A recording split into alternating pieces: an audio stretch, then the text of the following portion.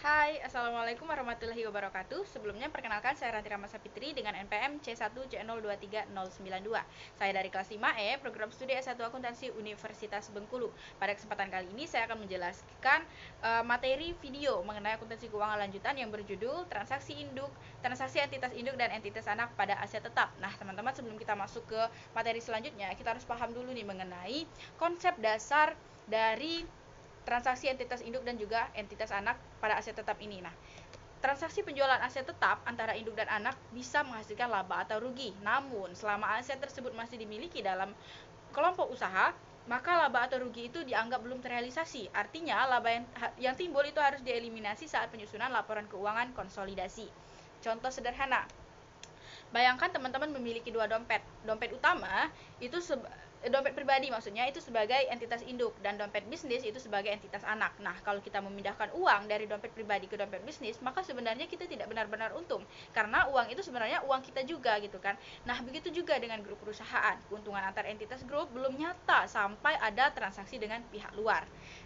Contoh di sini terdapat transaksi penjualan aset tetap yang tidak disusutkan. Contohnya itu adalah tanah. Nah, terdapat 3 peristiwa, yaitu, tapi sebelumnya kita ini dulu, disclaimer dulu, PT Palapa itu adalah sebagai induk yang sebagai entitas induk maksudnya memiliki 100% saham atas PT Samudra, yaitu sebagai entitas anaknya. Terdapat 3 peristiwa. Peristiwa yang pertama, PT Palapa ini membeli tanah dari pihak luar seharga 900 juta. Kemudian PT Palapa ini menjual tanah tersebut ke PT Samudra, yaitu anaknya sebesar 1 miliar. Nah, si anak tadi PT Samudra itu menjual tanah lagi ke pihak luar seharga 1,2 miliar. Kemudian kita harus menganalisis dulu nih. Pertama kita harus menghitung laba di induk, yaitu laba di induk. Tadi kan dia menjual 1 miliar ke PT Samudra ya anaknya tadi. Sedangkan harga perolehan tanah itu kan 900 juta. Maka kita kurangkan harga jual 1 miliar, kita kurangkan dengan yang 900 juta tadi harga perolehannya. Maka terdapat selisih sebesar 100 juta. Nah, 100 juta itu seharusnya menjadi laba dari PT Palapa ini. Nah, kemudian laba di anak. Nah, anak tadi, si PT Samudra tadi kan membeli itu tanahnya sebesar seharga 1 miliar dan dijualnya lagi sebesar 1,2 miliar. Nah, terdapat perbedaan harga sebesar 200 juta. 200 juta itu seharusnya menjadi laba si PT Samudra. Nah, kemudian kita totalkan berapa sih sebenarnya laba grup perusahaan ini. Kita jumlahkan selisih yang terdapat 100 juta tadi, kita jumlahkan dengan yang 200 juta. Maka seharusnya total laba grup itu adalah sebesar 300 juta. Namun laba yang 100 juta tadi yang penjualan dari PT Palapa ke PT Samudra tadi itu belum terrealisasi sampai tanah itu dijual ke pihak luar. Nah, ketika PT Samudra itu berhasil menjual tanahnya itu ke pihak luar atau pihak non afiliasi, maka saat itulah laba itu akan dianggap terrealisasi. Namun jika belum terrealisasi, maka kita harus melakukan jurnal eliminasi. Nah, kemudian bagaimana sih pencatatan di pihak PT Palapa yang selaku induk? Nah, ketika dia menjual tanah itu tadi ke pihak PT Samudra, maka kita akan mendebit yang namanya piutang PT Samudra. Nah, berapa sih harga jualnya tadi? Sebesar 1 miliar, maka kita akan mendebit piutang PT Samudra sebesar 1 miliar. Kemudian kita akan mengkredit dua akun, yaitu tanah sebesar harga perolehannya 900 juta. Kemudian kita juga akan mengkredit yang namanya laba penjualan tanah. Laba penjualan tanah itu sebesar selisih tadi, yaitu 100 juta. Maka kita akan buat. Nah, inilah pencatatan di PT Palapa selaku induk. Nah, kemudian bagaimana kalau pencatatan di PT Samudra yang selaku anak? Nah, di anak itu kita akan mendebit yang namanya tanah karena aset tetapnya gitu kan, tanah. Kemudian kita akan mengkredit utang di PTP sebesar 1 miliar. Nah, ini nih teman-teman, kita akan mendebit yang namanya tanah dan kita akan mengkredit utang pada PT Palapa sebesar 1 miliar. Kemudian bagaimana jurnal eliminasi konsolidasi tahun 2020? Nah, anggapannya atau opininya itu tanah ini belum laku terjual ke pihak luar gitu kan. Nah, maka kita akan mendebit yang namanya laba penjualan tanah sebesar 100 juta kan, kemudian kita akan mengkredit tanah sebesar 100 juta. Ini kita buat dulu jurnalnya. Kita akan mendebit yang namanya laba. Ketika laba itu terrealisasikan di posisi kredit. Nah, ketika dia belum terrealisasi maka kita letakkan di posisi debit. Laba penjualan tanah dan tanah itu sebesar 100 juta. 100 juta. Ini kita akan mendebit laba penjualan tanah dan kita akan mengkredit tanah sebesar 100 juta. Kemudian tujuan dari eliminasi ini adalah mengembalikan nilai tanah menjadi 900 juta, yaitu nilai perolehan ketika ketika dia ini diperoleh dari pihak luar atau pihak non afiliasi. Namun jika tanah ini dijual ke pihak luar di tahun berikutnya, yaitu anggaplah tadi tahun 2020, maka sekarang tahun 2021, berarti terjualnya di tahun atau periode berikutnya. Nah, laba tersebut baru terrealisasi sehingga jurnal eliminasi tidak dibuat lagi pada tahun itu. Selanjutnya ada contoh mengenai transaksi penjualan aset tetap yang bisa disusutkan seperti kendaraan, bangunan, dan juga peralatan. Nah, contohnya itu PT Palapa itu yang induk tadi menjual kendaraan ke PT Samudra pada 31 Desember tahun 2020 sebesar 210 juta. Nah, maka harga perolehannya ini adalah, misalnya harga perolehannya itu adalah sebesar 300 juta. Harga perolehannya sebesar 300 juta. Kemudian akumulasi penyusutannya itu sebesar 120 juta dan nilai buku kendaraan itu sebesar 180 juta. Harga jual ke anak tadi kan 210 juta, maka terdapat laba perusahaan sebesar 30 juta. 30 juta ini kita kurangkan dengan nilai buku kendaraan, karena kan nilai buku kendaraan itu kan sebesar 180 juta nih. Nilai buku 180 juta. Kemudian nilai jualnya, harga jual ke anak,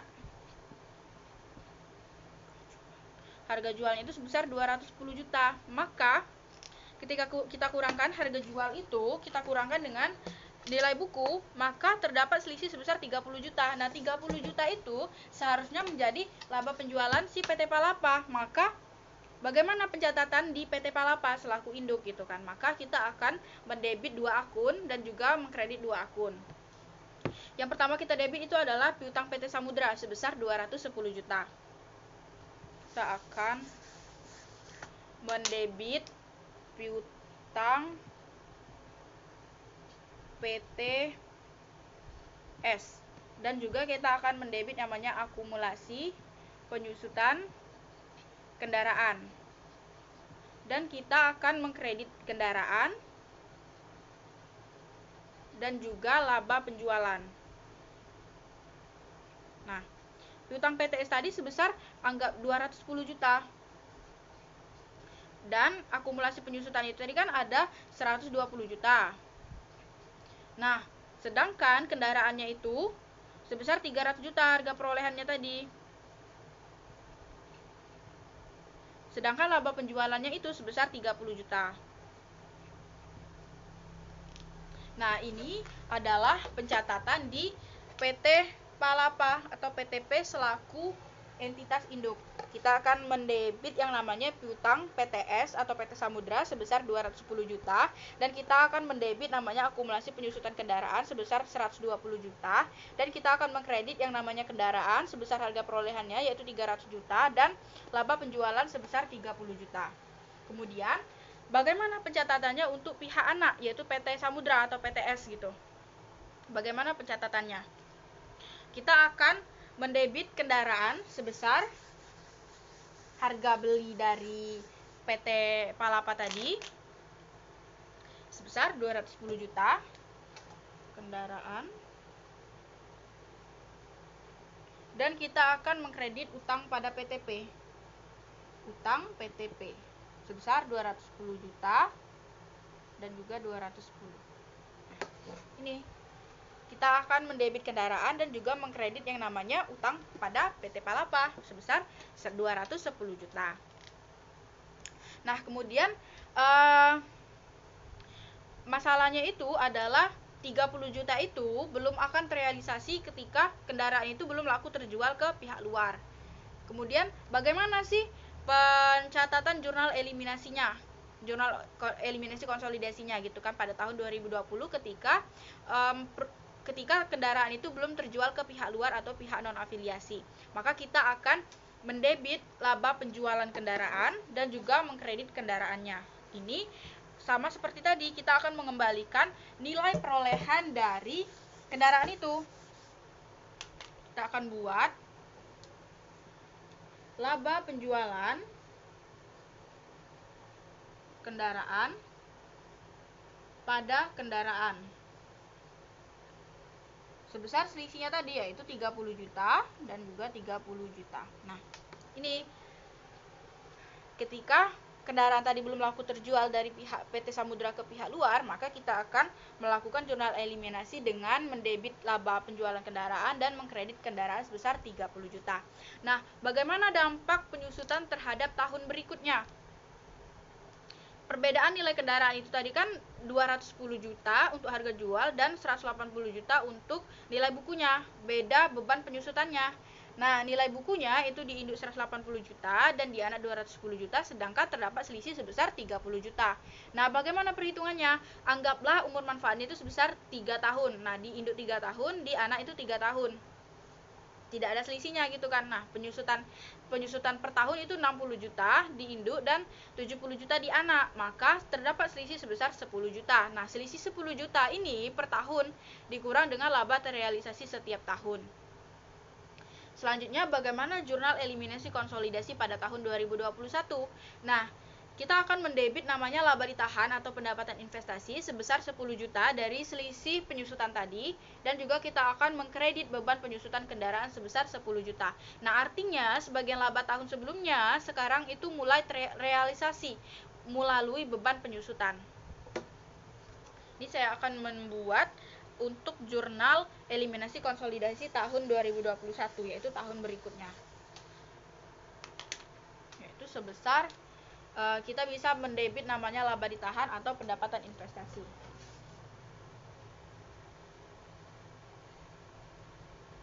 Laba ditahan atau pendapatan investasi. Dan juga mengkredit beban penyusutan kendaraan sebesar 10 juta. Nah, ini untuk jurnal eliminasi konsolidasi tahun 2021. Kemudian terdapat namanya itu transaksi hulu dan transaksi hilir. Jurnal transaksi jurnal transaksinya itu ya misalnya tuh hulu. Nah, hulu itu artinya penjualan dari induk ke anak itu dieliminasi seluruhnya, sedangkan transaksi hilir itu dari anak ke induk. Nah, itu dieliminasi sesuai porsi kepemilikan si induknya itu kan. Kalau misalnya kemudian itu ada contoh, misalnya itu transaksi hilir penjualan tanah.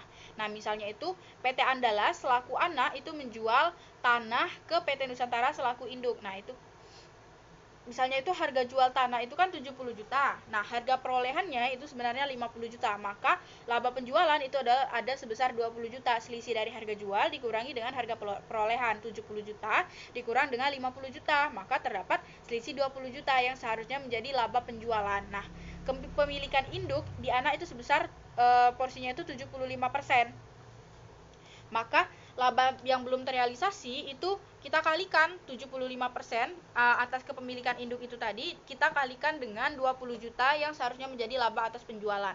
Maka terdapatlah laba yang seharusnya itu adalah sebesar 15 juta.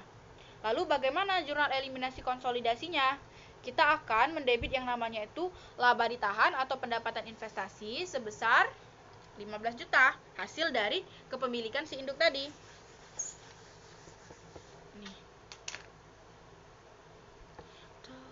Nah, kita akan mendebit laba ditahan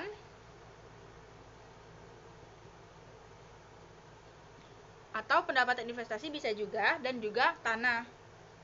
porsi kepemilikannya itu tadi teman-teman harus ingat bahwa 75% itu kita kalikan dengan 20 juta yang seharusnya menjadi laba penjualan, maka terdapatlah 15 juta. 15 juta. Ini laba ditahan sebesar 15 juta dan tanah sebesar 15 juta. Nah, ini mirror jadi agak kebalik gitu kan.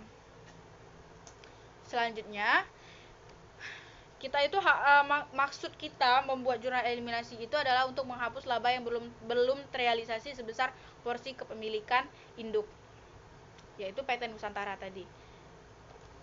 Lalu bagaimana ikhtisarnya itu? Yang pertama itu jenis aset. Nah, jenis aset ini tadi kan ada yang bisa disusutkan dan juga ada yang tidak bisa disusutkan. Untuk yang tidak bisa disusutkan itu seperti tanah. Sedangkan aset yang bisa disusutkan itu seperti kendaraan, bangunan dan juga peralatan. Nah, kapan laba terrealisasi? Kalau untuk aset yang tidak bisa disusutkan, yaitu seperti tanah, itu saat dijual ke pihak luar. Nah, itu labanya itu akan terrealisasi. Nah, untuk eliminasinya itu dieliminasi penuh atau hulu atau proporsional atau hilir gitu kan. Bisa juga sebagai proporsional atau hilir, maksudnya itu adalah sesuai dengan porsi kepemilikan si induk. Nah, seperti tadi misalnya PT yang anaknya itu PT induk itu tuh memiliki 75% kepemilikan gitu kan, maka kita kalikan dengan berapa sih laba yang seharusnya dimiliki gitu kan. Kayak tadi kan 20 juta, nah kita kalikan 75% dikali dengan 20 juta, maka sebenarnya laba yang diperoleh oleh induk itu adalah sebesar 15 juta. Kemudian kalau untuk aset yang bisa disusutkan seperti kendaraan, bangunan, peralatan, nah itu labanya itu bisa terrealisasi seiring dengan penggunaannya, seiring dengan penyusutannya gitu kan maksud. Nah, bagaimana untuk eliminasinya? Nah, itu bisa dieliminasi di awal dan dikoreksi setiap tahun lewat penyusutan. Jadi, kesimpulan dari penjelasan ini adalah transaksi antar induk dan anak itu tidak akan menghasilkan laba grup sampai ada transaksi dengan pihak luar atau pihak non-afiliasi. Aset ini dikonsolidasikan pada nilai perolehan dari pihak non-afiliasi atau pihak luar. Nah, untuk jurnal eliminasi ini wajib dibuat untuk menghapus laba yang belum terrealisasi. Perbedaan penyusutan mencerminkan realisasi laba secara bertahap untuk aset yang disusutkan. Transaksi hulu dieliminasi penuh, sedangkan transaksi hilir dieliminasi sesuai dengan porsi kepemilikannya. Jadi teman-teman, intinya laba antar entitas dalam satu grup itu bukan laba nyata bagi perusahaan secara keseluruhan. Nah, makanya dalam laporan keuangan konsolidasian kita harus membuat jurnal eliminasi agar angka yang disajikan benar-benar mencerminkan posisi ekonomi grup.